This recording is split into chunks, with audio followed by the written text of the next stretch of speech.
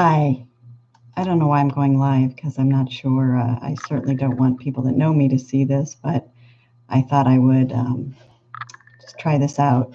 So, about 6 weeks ago, I was diagnosed with Parkinson's, and my husband said you should start to journal about it.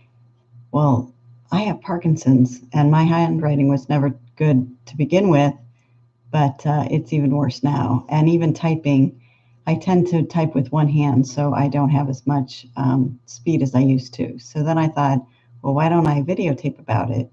So I'm what's called young onset Parkinson's disease. I'm not that young. I'm probably on the older side of young onset Parkinson's.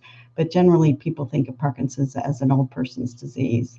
And so it's just very frustrating. So I'm hoping to maybe chronicle my journey in the hopes that it will help other people that may be diagnosed with young onset Parkinson's, or even people that are diagnosed with Parkinson's disease.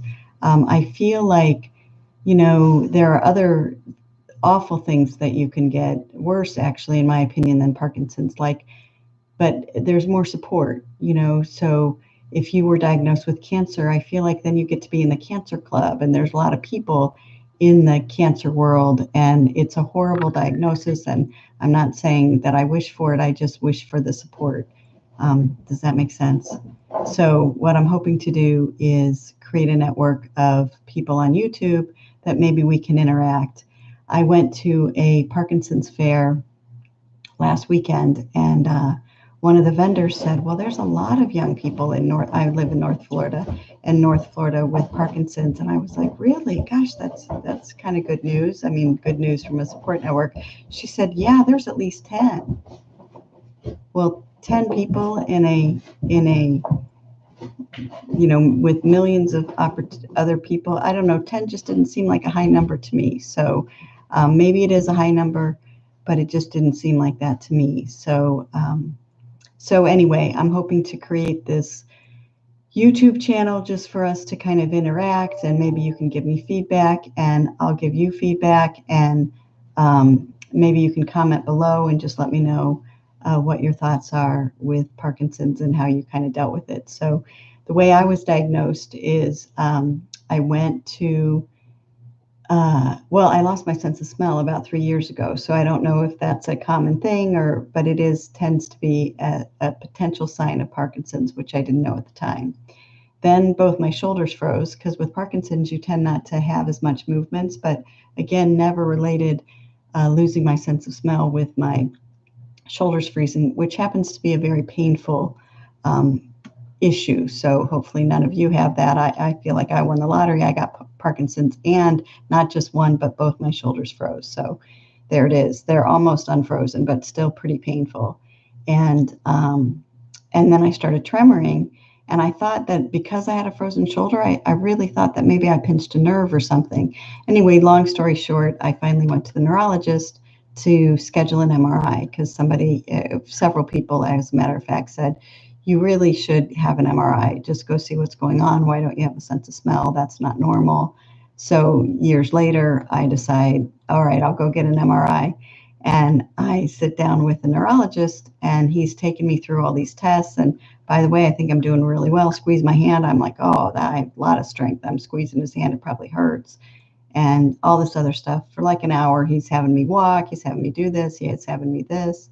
And I sit down, and he's like, well, I hate to tell you this, but I think you have Parkinson's. And I'm like, I beg your pardon? This is an appointment to schedule an MRI. This is not a diagnostic appointment. So needless to say, I was pretty shocked. It just was so unexpected. So come to find out, just FYI, in case you didn't know it, there's not really like an MRI or a particular screen that is that can detect Parkinson's. It really is a symptomatic diagnosis.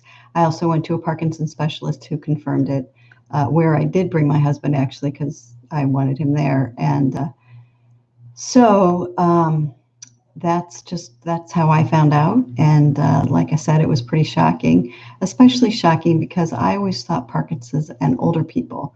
but it can strike at any age, as evidenced by Michael J. Fox, of course. He's probably my age now, but it's been, 2 decades of his having Parkinson's, I think. So anyway, like I said, I hope this is a helpful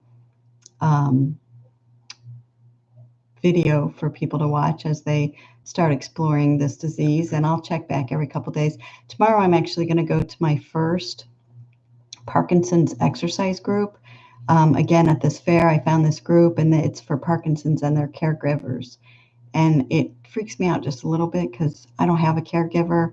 I'm pretty mobile. I mean, my hand tremors, and I'm slow. That is something that is so frustrating with Parkinson's. It takes me, 5 seconds to pull up my pants, where it used to take me half a second. And I used to joke that my family, we'd all be in the car going for breakfast or something, and it would take me so long to get out of the car. They have their menus, they're seated in the restaurant, and they're already ordered. Well, I'm just still getting out of the car. So some of the frustrating things for me with Parkinson's is the tremoring, of course, is frustrating, and the